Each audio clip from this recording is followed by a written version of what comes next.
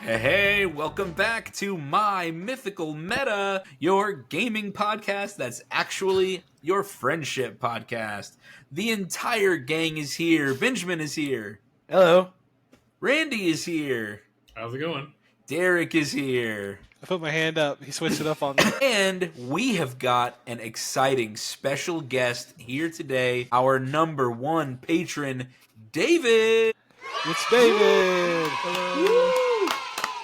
David, we are so thankful every week, every month, every episode to have your patronage, to have your insightful comments.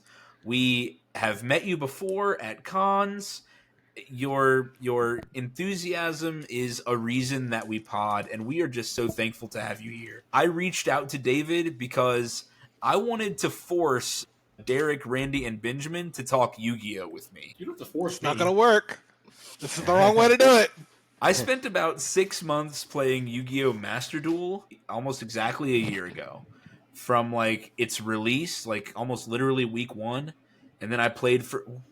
I don't remember when it was released, but... Yeah, I think it was a bit before that. Yeah, so I think I literally played it opening week, and I played it for about 6 months very regularly. And Kristen will tell you, like, yes, he was on his iPad every single night. That was the worst time to play. I had 2 accounts. I had one on my Switch and one on my iPad. If I wanted to, I could start over again on Steam. Like, because those new account perks are so good. They give you so many bonus packs and enough to make like 3 or 4 decks right out of the jump. The good thing about Master Duel is that it's pretty affordable for new players. Basically any deck you want to build. And even after you spend all your gems, you get them for free just by dueling. Yep. Each duel you get like 200 gems, and it's like, you slowly get more cards, Exactly, and that's kind of what kept me in it for a long time. And then I got to the point where no matter what deck I decided to build, like, I wasn't a good enough player. And so I just slam dunked every single round. And I was like, I just spent real money to make this deck, and then, especially in early Master Duel, I was like, spend 10 minutes watching my opponent play a turn. Early Master Duel was the worst time to play. It was just so broken. Everything was so insane. Really high, combo counts, and people were just playing for very long times, and I just kind of lost it. But I'm so glad you're here, David. So, listeners, as you know from the pod, we are Magic players. Me, Benjamin, Derek, Randy, that's our game, Magic the Gathering. Randy, but today, Randy said, I'm not a Magic player. Randy reluctantly knows most rules to Magic. At times. And he knows most of the rules and sometimes reads the cards. He knows what Soul Ring does. Exactly. I know what Soul Ring does. Smothering Tithe. He knows. Mm-hmm. So this week we have got a guest. Our guest, David, is a Yu-Gi-Oh! Expert, and he's going to school us on Yu-Gi-Oh! We're going to talk about some similarities and differences. Listeners, comment which game you think is better. Do you think Yu-Gi-Oh? No. Comment Magic, because that's the correct answer. Pokemon fans, where are you at? Pokemon, sound off in the comments. Flesh and Blood, One Piece. I have never met a One Piece player. Lorcana. They don't exist. Lorcana I've seen. Lorcana is too players? expensive.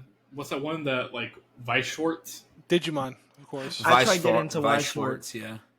The anime card game. That one's pretty cool. What did you say? Gundam? Union Arena. The new Gundam one, just the new launched? Union Arena. There's a brand new Gundam card game, too. So sound off in the comments, which card game should everyone be playing? Which one do you think is best? Don't forget to also click subscribe. Click that bell icon for notifications so that you can be with us for every new episode. We've got an episode shout out today. Not to David. You're already here. So our shout out today is to Becky. Woo! Yay. Yay. Becky, Rebecca, thanks so much for thank you. also being a patron. You can find our Patreon at patreon.com/mymythicalmeta. We've got some great perks for you. Benjamin, sound off. What's the best perk? The best one is 20% off at eldoradogaming.com, which David has taken advantage of. Woo! David, what did you get with your 20% off? No, I remember. It's the Magic the Gathering token set. The token set, yeah. Solid Yeah, vibe. hell yeah. That's awesome, man. Randy, what's the other perk? Early and ad-free content. So as long as you're a Patreon member, you don't have to worry about seeing annoying ads for earbuds or meal prep thingies or anything like that. Rage. Salad to go. Raid, Shadow Legends. Man, I can't wait till that budgeting. Raid Shadow Legends money starts coming in. The Oh. dream. I can't wait. But he's right about early content. The content on the Patreon goes up on Fridays instead of having to wait until Mondays. And you know how sad it is when I get the email saying they just uploaded. I go to my Patreon and I go, oh, I forgot I'm not a patron. I have to wait till Monday. You can make all the other viewers feel bad for not being a Patreon. It makes That's yourself right. feel in a higher position Superior. of power. That's right. I would They David, look down upon everyone else. Didn't you used to go to class and be like, oh, my Mythical Meta's got a new episode out? Oh, wait. I did. You can also gain access to the My Mythical Meta Discord server. This is where we hang out to play games. Derek and Randy and I are getting into Marvel Rivals. Travis and I are. Randy is once again reluctantly playing. Randy is reluctantly MVP with Jeff the Landshark. On this podcast, we love Jeff the Landshark. But that's where we play games. That's where a lot of the documents are for playing Martian Colony. And if you want to hang out with us and talk Magic or anything like that, you have access to our Discord server as well. We've got a surprise perk this week from David, not Derek. What's the surprise perk this week, David? If you want the opportunity to be a guest on the show, go to patreon.com/mymythicalmeta. Yeah. Awesome. Hey, all right. that's a pretty cool perk. That is. If you yeah. want internet fame, And they this pay is where you. you'll find They it. pay you. Clout. Hey, we're getting like a subscriber a day. Have I you noticed, y'all. It's pretty. It's- It's really cool Yeah. to see the show start growing. Yeah. We've gotten over 30 subscribers in the past month, and then in the past year, we've gotten about 80. So 80 over a year, and 30 of those are in just the last month. That's Everything's mental. coming up mythical. I think it was the Magic the Gathering videos. I think people like those. Yeah, me too. Yeah. I think it's just we found our niche and Yeah. Yeah, I saw the shorts. because those shorts get so many more views than regular videos. Yeah, I will Okay. say I'm a little sad, and viewer, tell us about this if you're watching right now. I love the Magic content, but I love giving our relationship advice, and I would like to do a few more of those. I feel like they were actually reaching people. We're saving fewer marriages than we used I love to. saving marriages. Yeah, There's no feeling quite like it. so maybe we can slide one in after the holidays. Yeah, wink.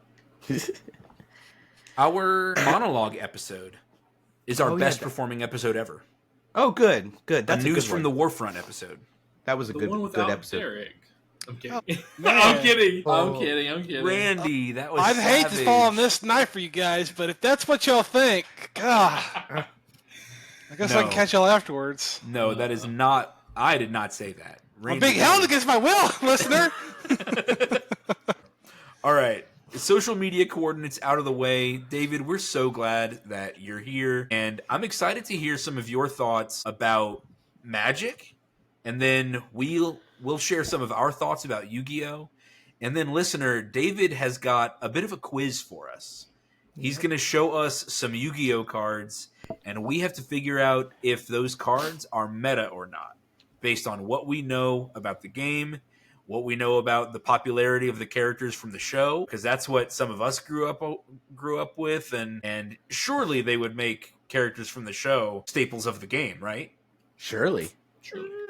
We'll see. We'll see. So that is going to be fun. So start us off, David. You are a pro world champion, top 10 ranked Yu-Gi-Oh player. I don't know about that. Top 10 ranked in the Midwestern Houston area. I don't even know about that. The but- under 21. The under. Yeah, we'll go with that. What are some of your thoughts about switching from Yu-Gi-Oh to Magic? Listeners, if you didn't know, David actually, this is another perk of being a patron, is you can submit Magic decks to the Patreon, to us, and we will go through them and offer suggestions and power-ups to those decks. I'm going to put that link right here in the video, and you can watch the advice that we gave David on his very first Commander deck. Well, I was just going to say, I was very impressed by their deck doctor, especially since I wasn't on it. I was pleasantly surprised by how well they did. Yeah, I was impressed by how David has figured out Magic. There were some strategies that he ported directly from Yu-Gi-Oh! And just a knowledge of card advantage, just some of those trading card game fundamentals that I think served him really well in his first deck construction. David, tell us some of your thoughts about Magic. Right. What are some likes and dislikes, or anything you wanted to share? Yeah, so I got around to Magic actually from watching The Professor on Tolarian Community College. Sure. Right? And I was watching his videos. We're and the it was pipeline from for that. yeah. So there was a video he did with Team APS where they played Yu-Gi-Oh! And I was like, yeah, it's pretty cool. So then I started watching some of his other videos and I was like, Magic seems pretty cool because it's fantasy world, all these different cards. So I was like, I'll check it out. And I wasn't really gonna get into Magic the Gathering until I started watching this podcast. Before it was like Magic the Gathering seemed kind of cool, right? But I got Yu-Gi-Oh already, and the Yu-Gi-Oh's doing me plenty of good. But I was listening to Commander and how that plays, and it just seemed like such a cool format. So I was like, I gotta check this out. So I got some Magic the Gathering cards. So it was just some pre-cons, and then my girlfriend got me what's it called? The red and blue. Is it right? Is it Commander Dragon Commander deck? Niv Mizzet? Yeah, I think It's that The one that was in this one, it draws a card whenever an instant or a sorcery is cast, and if it draws or That's something Niv like that. Mizzet Parun. Yeah. Okay. Yeah. Okay. Right. Yeah. Yeah. So that was cool. So I was like, you know what? I want to make this deck better. So I just went on to the old YouTube, Google Dragon Commander decks, and I saw Miriam Sentinel Worm, and I was like, that's cool. So then I built the deck off of that, and I sent it to you. So, and then I also started playing a little bit of Arena, Gathering Arena, and that was a great way for beginners to learn the game. And that definitely taught me more of the more of the rules, because before I was kind of just these cards are cool. Look at the cool combos. But I hadn't actually learned all the rules of the game yet. So Arena kind of helped me with that. And it's fun. It's fun. So there's just a few things that I would say about Magic. All right, give us your critiques now. Yeah. Keep me in Yu-Gi-Oh as my main game. So one of the biggest things is the mana system, right? Yep. So you have a deck of however many cards, but 20% or more of those cards are lands. That's they're the not Randy school of deck building. Or I don't 20% of your deck.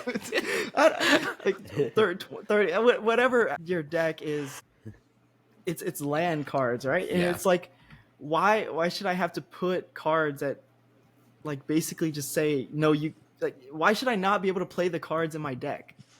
I want to play the cards in my deck, and in Yu-Gi-Oh that's what you can do on you just play them. There's not a cost, but in Magic, you got to put these lands that they're just just seem I don't know, I just don't like it. I want to put. I'm cool watching cards in Randy's my deck. face, and he's speaking my language. I want to put cool cards in my deck, and not cards that just He's sit spitting there. facts.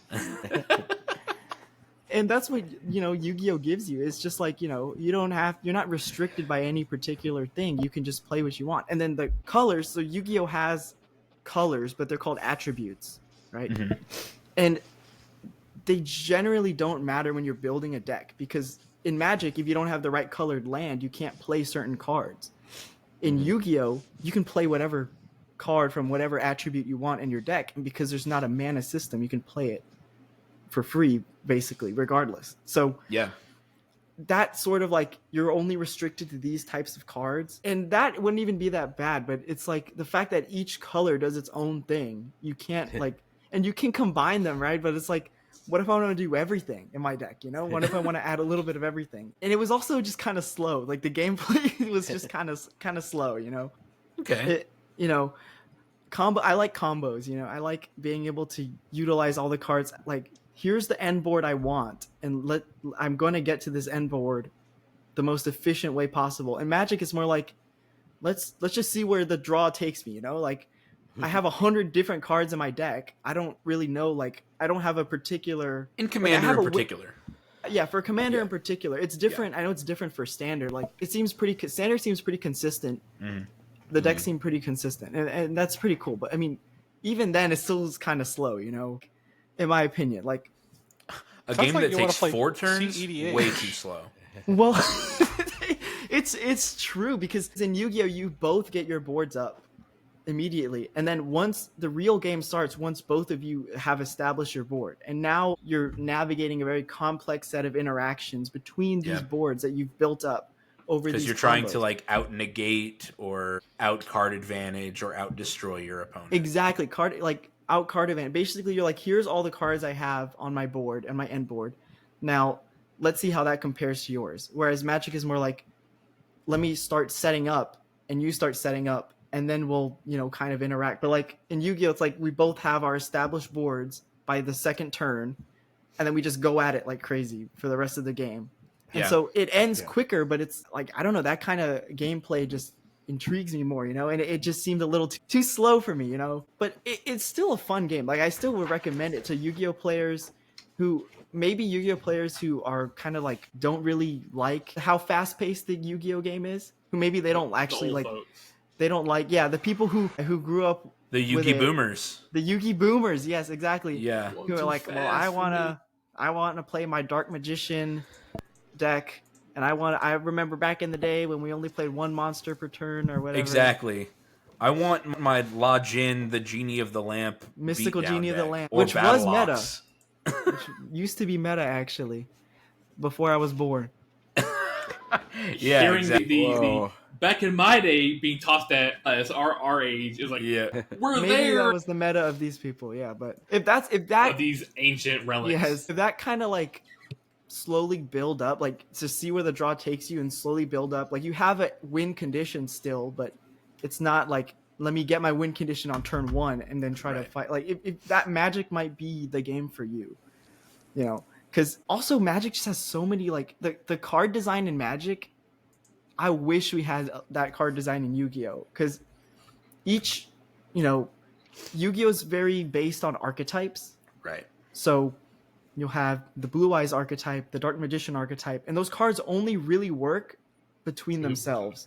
So, like, Magician's Rod will search a Dark Magician spell or trap. The Dark Magician spell or trap can add a Dark Magician to your hand. And Dark Magician, you can do stuff with that, but it can't add a Blue Eyes card. Like, you can't, it's hard to combine different strategies together. Whereas in Magic, the effects are more generic. So you have more like generic effects that could be applied to any deck. Reasonably, they could be in any deck. Yu-Gi-Oh is kind of missing that. And I feel like it used to have that. But it doesn't really anymore. Like, since the, like, I would say like maybe 2010s ish is like when Yu-Gi-Oh started going to more archetypal kind of things. But Magic the Gathering, I've been looking at the latest sets and stuff, and it's all just like, you can get a card that you got like 20 years ago and put it in a deck with cards from 5 years ago, and it'll still feel like a functioning deck. And the other thing that Magic has that is actually really cool, I've never played Draft, but Magic, the Draft experience for Magic, I've watched like YouTube videos of it. It's a lot cool because you have your booster packs and you just open the booster packs and then you can, you know, pass them around. It's Yu-Gi-Oh! a wild experience, man. Yeah, it's cool. Yeah, it's cool. Yu-Gi-Oh doesn't have that, and that's like the Derek only and way Randy, you can I do hate that. draft. No, I'm fine. I do hate draft. Yeah, Derek's gonna hate it. I was gonna ask. So in Yu-Gi-Oh, the only point of packs is just crack them to try to find the cards. There is no kind of draft or anything like that You for can't. Yu-Gi-Oh. There's no like sub game You to can't draft Yu-Gi-Oh.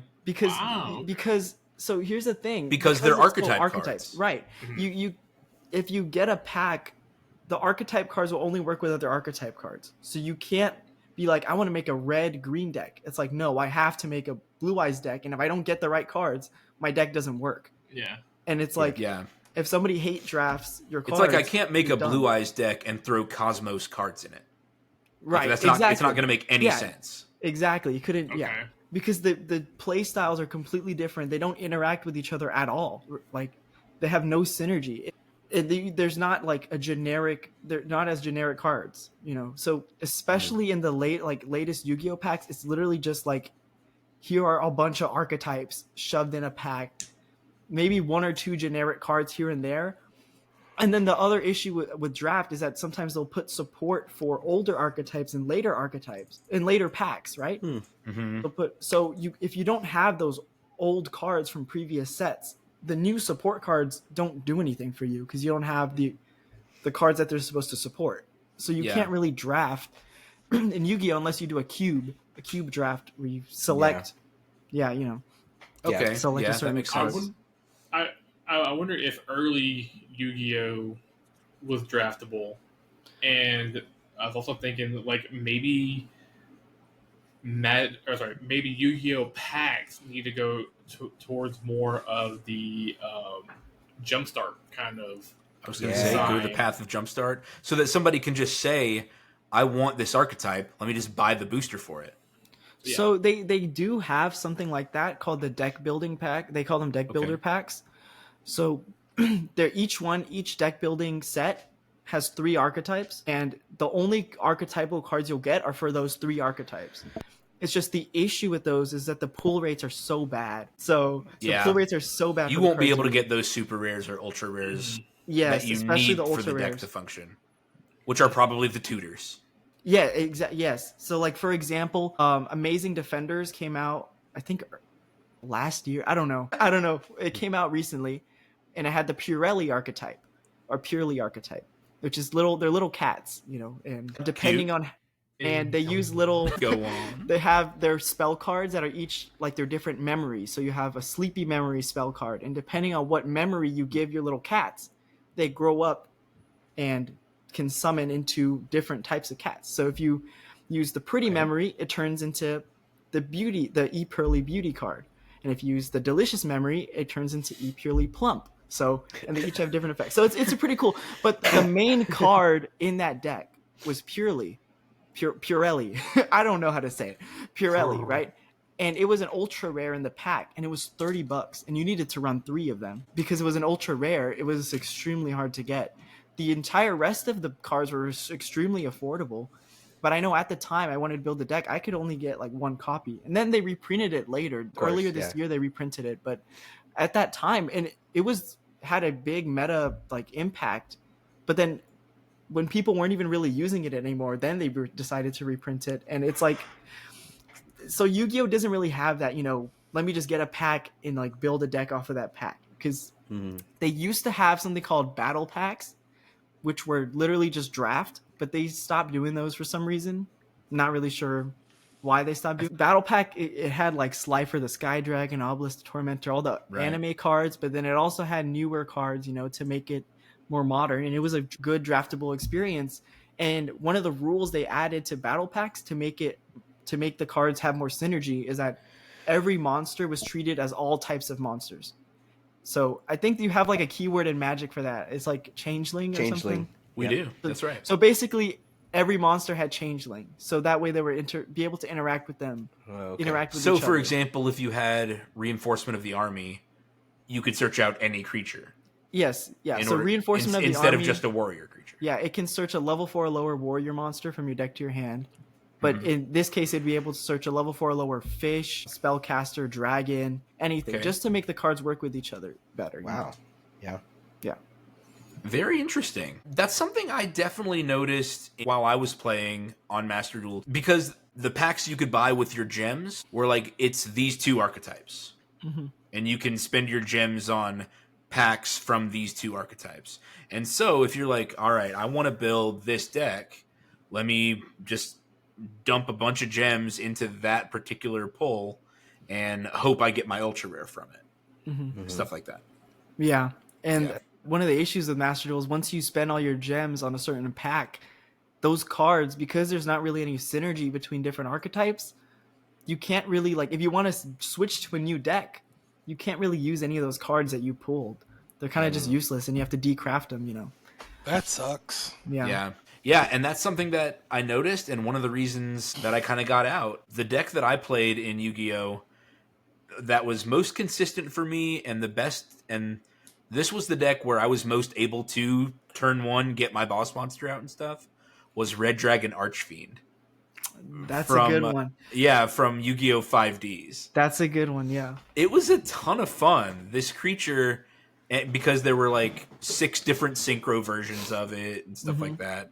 There was like Hot Red Dragon Archfiend, King Demon Death Red Dragon Archfiend. Red Hot Dragon Archfiend King Calamity. That's exactly what That's it actually is. the name of one of the cards. Yeah.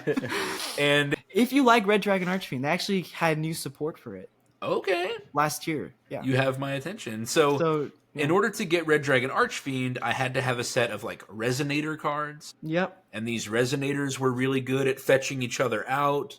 And then in order to synchro summon, you have to have tuners plus the right number of stars. And that's what these Resonators were all about. Is like, I'm going to get you up to 9 stars with a tuner so that you can get Red Dragon Archfiend out on turn 1. Yeah. And like, I got good at that. And sometimes that was enough. Against bad players, that was enough. But against the other 90% of players who were playing, and again, I'm about to mention some archetypes, and people are going to say, "Oh, they're easy to beat," but I don't know how to. But I couldn't do it. Things like, gosh darn it, Eldritch. Eldritch? That's rough. Eldritch was really popular when I was playing, Especially at the start of Master Duel. Eldritch. Yeah, that was really tough for me to beat. Nobody likes Eldritch. Well, that's not true. But Eldritch is really annoying. Things that came out since then, Tier Limits Tier Limits was really hard. Once, I mean, yeah. Tier Limits is considered the best Yu-Gi-Oh deck ever. Even the modern cards that have come out since, people still say Tier Limits at full power before all the bans. Wow. It's the strongest Yu-Gi-Oh deck. So I can see why you might have had trouble with that deck, you know.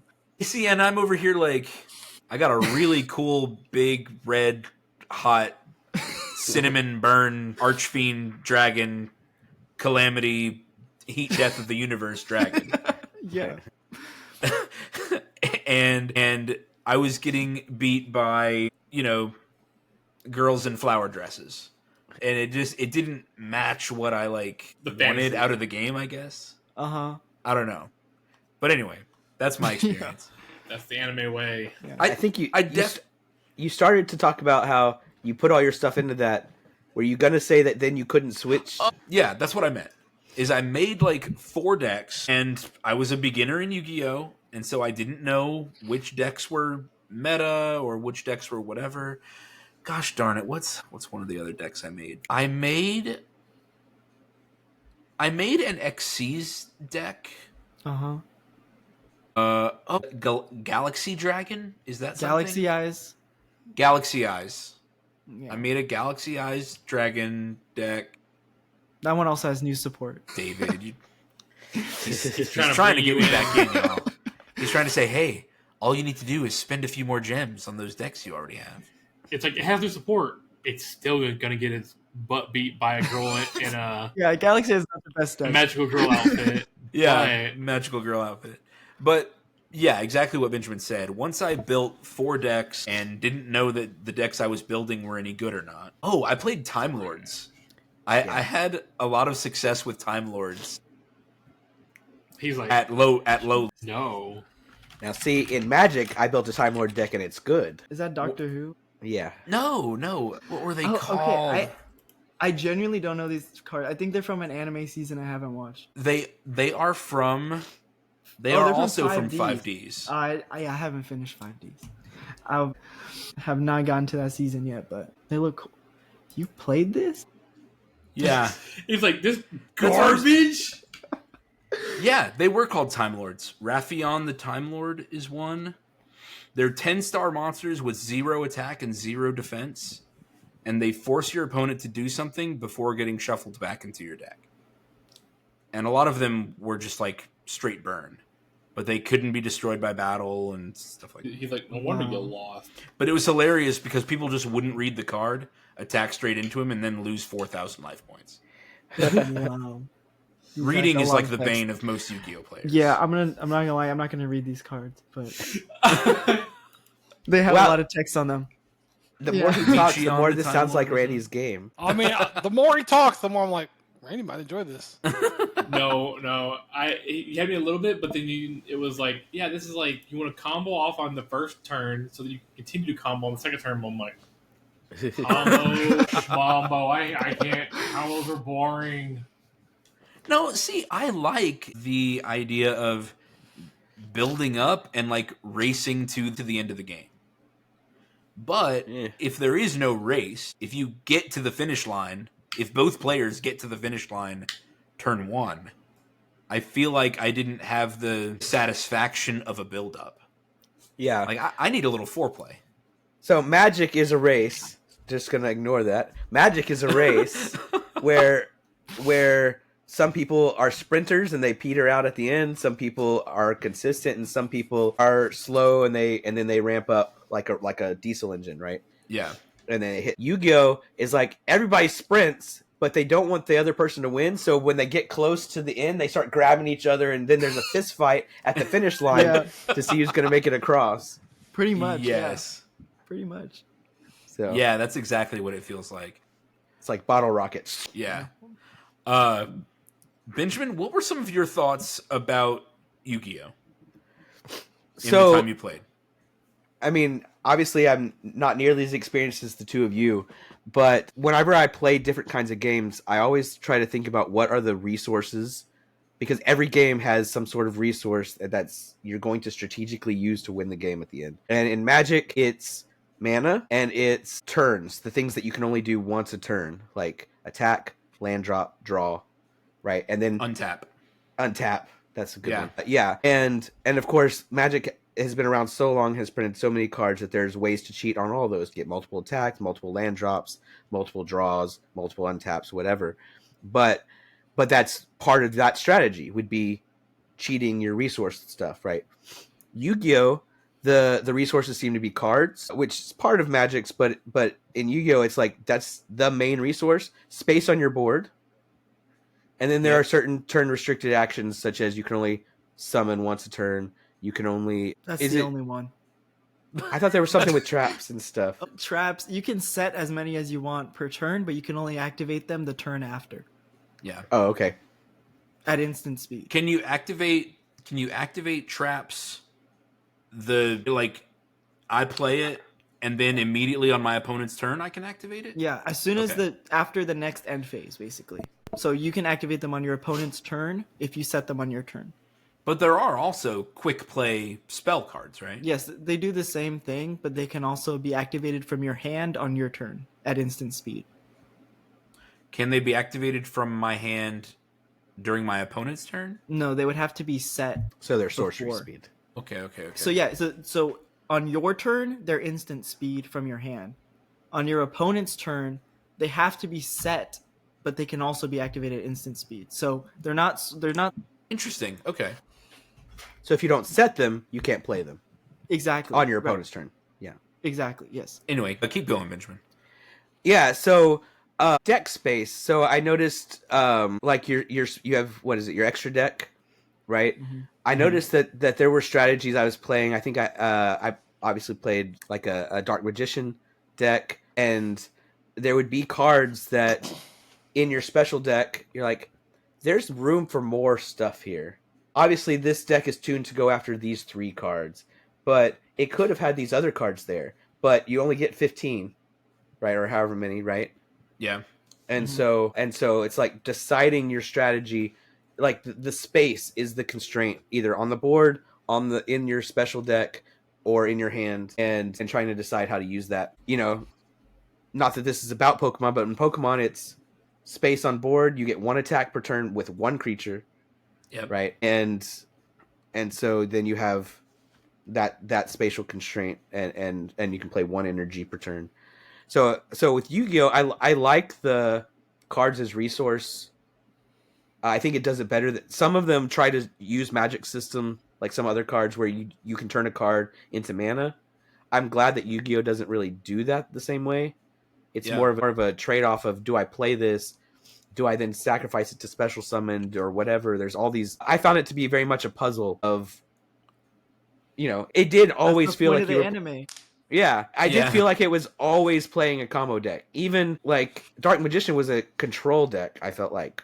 But it was still, I'm trying to combo somehow. Well, you're trying to combo to get to your control board, Yeah. Exactly. You want what is it? Eternal Doorway or something? Eternal like that? Soul, Eternal Yeah. Soul. Some circle. Dark Magical Circle. Dark Magical Circle. So, and aren't those like when Dark Magician enters the battlefield, you can exile an opponent's creature or something? Yeah, that's Dark You Magical can Circle. banish their creatures. And then Eternal Soul gives your Dark Magician's protection from card effects. Yeah, so that in Magic parlance, we would say that's a control deck because we can remove every threat the opponent plays just by having our Dark Magicians do the dance. Yeah. Yeah. But Because do in it. Eternal Soul special summons your Dark Magician from hand or grave. Yeah. So yeah. You just keep I did want to cycling. mention, David, have you tried playing like a combo, like CEDH, something like that kind of deck in Commander? Because No, it sounds like it might be up your alley if that's I've what you want. I mean, what I've heard is that generally people don't like those decks aren't like, Commander. What I've heard is like Commander's like kind of supposed to be casual and that people like it doesn't really fit the vibe of Commander. And I'm like, I guess that makes sense. I haven't really looked into that. We call that the spirit of the format. And Spirit of and the the format. ghost of Sheldon Menery will haunt you if you play. No, that's not true. I shouldn't No. use the Lord's name in vain. Okay. I don't know. Who There you are lots and lots of people who love competitive EDH, CEDH. Yes. But what we try to stress on this show is that CEDH and regular EDH are just different formats. Yes, they use the same rules and the same card pool, but they play completely differently. If you want to play competitive, you build a deck for that. You find other people who have built a deck for that, and it plays like It really 4-player does. Yu-Gi-Oh. Yeah. Mhm. Or you play casual EDH, and it's a completely different game that plays like pro wrestling. See, I wish we had something like that in Yu-Gi-Oh, because we don't have that. Like, there's only one format, the advanced format, and that's it. There's not like, I think it's really cool how like in Commander you have the same rules, the same card pool, yet two completely different communities. In Yu-Gi-Oh, it's just everybody plays the best cards so they can win. There's not Yeah. really a divide there. Like the community generally agrees that like everyone is going to try to play the best cards and try to win and beat the others no matter what. Are there different formats based on sets? Like in Magic, we have standard, modern, legacy, pioneer, vintage, all these different, all these different So- formats that have the same rules but different card pools. Is there anything like that in Yu-Gi-Oh? Not okay. So yes, and they call it Time Wizard format, and it's basically just using an older ban list. Okay. But they're not really as popular. They've been getting more popular recently, just because I think people more recently, like more and more people are going to those and being like, "Hey, that's what I remember Yu-Gi-Oh was like," and so more people are going to those formats. The most popular ones are GOAT format, which is like 2008, I'm pretty sure, and then Yeah. Edison format, which is Synchro era. Those were the Synchro- two that I was thinking. So it's like if you got into Magic in the first 4 seasons of original Yu-Gi-Oh, then you probably want to play GOAT. If you got into Yu-Gi-Oh 5Ds, you probably want to play Edison. And just about everybody else is playing The advanced format. yeah. advanced format. Yeah. Yeah. Okay. But they're really more niche. There have been pushes for like other formats. So I'm not familiar with all of them. One of them I know pretty familiar with is Domain format, and it's literally just Commander but in Yu-Gi-Oh. Oh. So it's 4 players, and everyone has 60 card deck, and it's all singleton. So 1 copy of each card. You have a deck master, which tells you which monsters you can play in your deck. You can summon your deck master from the deck master zone. You know, it's Commander, but This all sounds very familiar. Yeah, it's Commander in Yu-Gi-Oh. it's Pretty cool, and there's no ban list. Everything is unbanned, and it's actually fine because with every Is it card a at one, self-policing format where no, the players are the just, ones? Since everything is at 1 copy, like there's not as much consistency. Everything's at 1 copy, and every High card variance, is 60, yeah. and there's 60 cards, and usually people would be playing 40. Very rarely decks will play 60, and even when they're playing 60 cards, they usually get up to 3 copies of each card. Yeah. But in this sense, there's only 1 copy of each card, and there's 60 cards. Like, yeah, there's still combos, but you can't end on as big as a board. And also, there's the restriction of you can only play monsters that are the same type or attribute as your deck master. So you can't play a lot of the crazy cards. Most of the broken cards in Yu-Gi-Oh are just generic cards that archetypes are easily able to summon out. It's not the actual problem with the archetypes itself, but a problem with the cards they can summon. So when you're restricted on which cards you can even summon in the first place, it's actually not that bad. Like there's not really any crazy combos that people do. So it's still pretty casual. But there are of course there's still combos. It's just like it's not as much as the advanced format. And then for alternative formats, of course, Duel Links uses the Speed Duel format, which is a paper format you can play, except they discontinued it this year. Well, they put it on temporary pause indefinitely. Thanks, Konami, for your clarity, like always. Because no one was buying it, which is a whole nother discussion. Yeah. They have tried to push other formats, but in the end, like advanced format is basically what most people want to play, you know? At least that's what it seems like. Yeah. Yeah, the push for Commander, even in its inception when it was being created, is like we want to create a board game where people primarily play with their friends. Yeah. Like Commander is not a format, I don't think, that was ever in its conception be like, we're going to play this with strangers to win at all costs. Yeah, it was a bunch of judges at tournaments saying, I want to use the cards that I don't get to use competitively. And because there's cards with beautiful artwork, there's cards with really neat effects, but that really neat effect isn't the meta, or it isn't. It costs too much, or it isn't good enough to perform at highly competitive levels. Yeah, but like the artwork or the effect is still cool, and people still want to see it happen. And that's kind of how these judges created Commander. And if they all know that they're not all using the best cards, the point of playing can't be to win. If we're all going to play suboptimally, then we can't say that we're here to win. That doesn't make sense. Those are conflicting ideas. You hear that, Derek? Not here to win. That's not the only point of the game. Derek said, this Why is are the we first playing time the hearing game?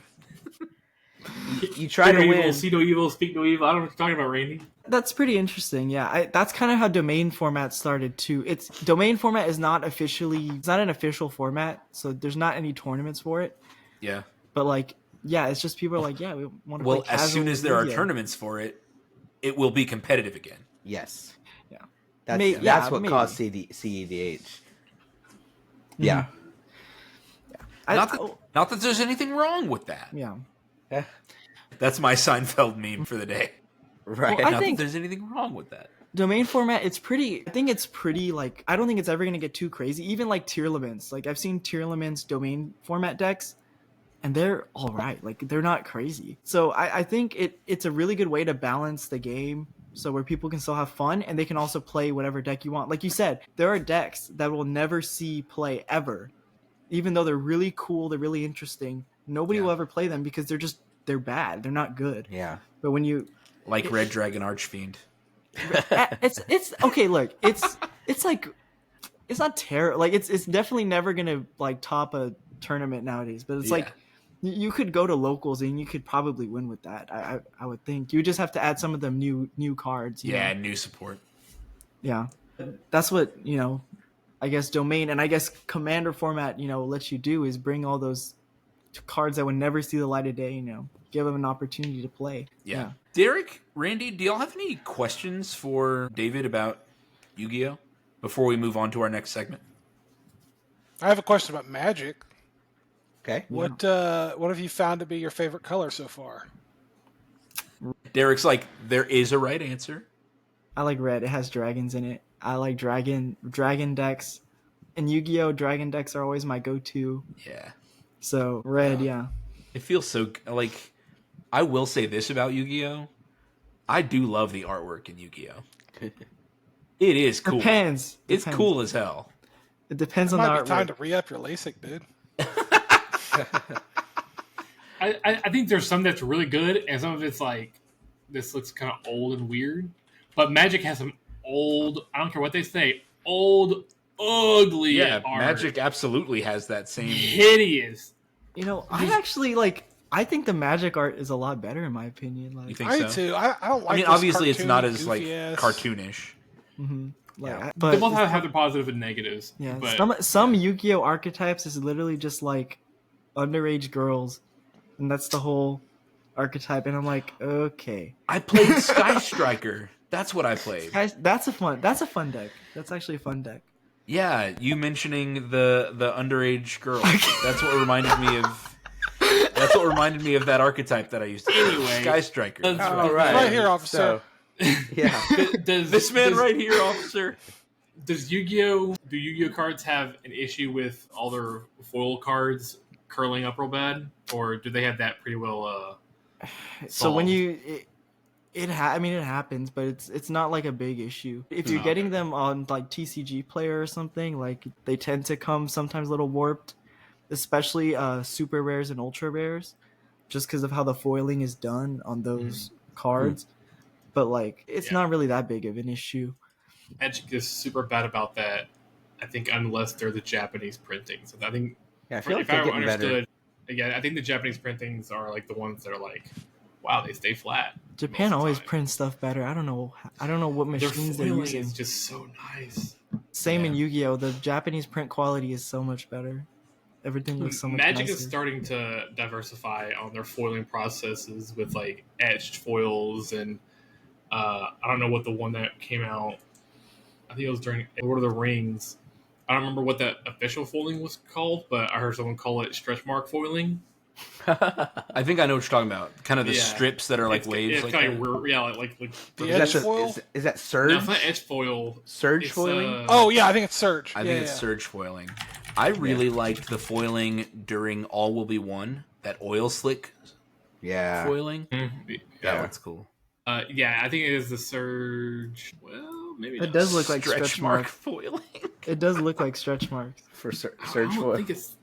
I thought it was the one from Lord of the Rings. Okay, maybe those are surge foil. Yeah. But yeah. Do Yu-Gi-Oh cards come in like 3-4 different versions of a single card, like different art treatments, foil treatments, and stuff like that? So within an individual set, usually no. So usually if it's an ultra rare, it'll also come in secret rare and starlight rare, or because it's the 25th anniversary right now, they're called quarter century secret rares, and they have a little stamp on them that says 25th anniversary. They either, if they're an ultra rare, they'll come in secret and QCR, but if they're a common or super rare or common or super, they generally don't come in higher rarities. So and then ultra rares won't come in lower rarities either, so you have to pull either the ultra rare or higher if you want the card. Now when they reprint it, obviously they can do it in a lower rarity, but within the same set, it's only goes higher. They never print the same card like lower, so that's what makes it kind of hard to pull certain cards. And alt arts only come like once in a blue moon. Interesting. Okay. Because Magic they're definitely on this streak where every set, every rare has like 4 different treatments. Yeah. It's like a an bit extended much. art treatment that goes outside the frame. a foil treatment, a non-foil treatment of the same card, an alternate art, Serialized. a serialized version. Like, Yu-Gi-Oh has been using the same card frame since it came out. yeah. I wish they would do some. There's no full arts in Yu-Gi-Oh. I mean, There's I feel like no Magic anything. is just recently starting to kind of branch out. Mm-hmm. Well, you say recent, but it was They've had a few things I feel like. not iconic Masters. What was the other Master set? Commander there's a Masters? bunch. Double Masters? I think it was Double Masters, where they really branched out on just tons of different art styles. And because it sold like hotcakes, they're like, okay, I guess we're going to do this for every set now. Yeah. Because it probably doesn't take that much work in the editing room to do. Okay, take this artwork, blow it up 9%, and Delete the border. Layer. Just stuff like that. I think how Pokemon does it is probably the best way to do it, because they have basically almost all their cards in common, and then every card can come in a foil, and then so you get every card in either like common or foil. And then you also have the alt arts, then you have like the rainbow ones, and then you have like the super secret ones. And I think how Pokemon does their rarities is probably the best way to do it, because you can get every card in either foil or non-foil, and then you can, if you really, really want the card, or if you're a collector, you can get in that super rare, crazy style. Yeah. Like it doesn't make the packs feel like bloated with stuff all in your face. And it's not like Yu-Gi-Oh where you have to open 100 packs just to get one secret rare card, and you can't get it in a lower rarity. Yeah. When Travis and I were in Japan, and we were playing some like video game collector card games, the Dragon Ball Z one and the Gundam one. Yeah. Man, those cards had some really fun like treatments on them. The one Yeah, card they were that you incredible. pulled, they used to have is like $60. I can't remember what was on it, but that one has some really nice like Was foiling it- and art. The I think it's Gogeta Vegito card or something like Yeah. that. Yeah. you don't keep it near you at all times. It's in a pile next to my bed. I just hadn't bindered I them got up. my stack right here, baby. Yeah, I haven't Whole bindered stack it of up yet. cards. Yeah. All These right. cards are so cool. It was such a pleasure to have David with us, and as you can tell, we had a ton to talk about. So much so that we are going to split our session with David into 2 episodes. Next week, tune in as David quizzes us on which Yu-Gi-Oh cards are good and bad. You won't want to miss it as we all embarrass ourselves. You can find us at patreon.com/mymythicalmeta, and you can contact us directly at mymythicalmeta@gmail.com. Adios! This episode was sponsored by Eldorado Gaming. Use the promo code META for 10% off your order. Please like, comment, subscribe, and share. This episode was edited by me, Travis Konishek, and our intro and outro music is by Tyler Heath of the Oh Hellos.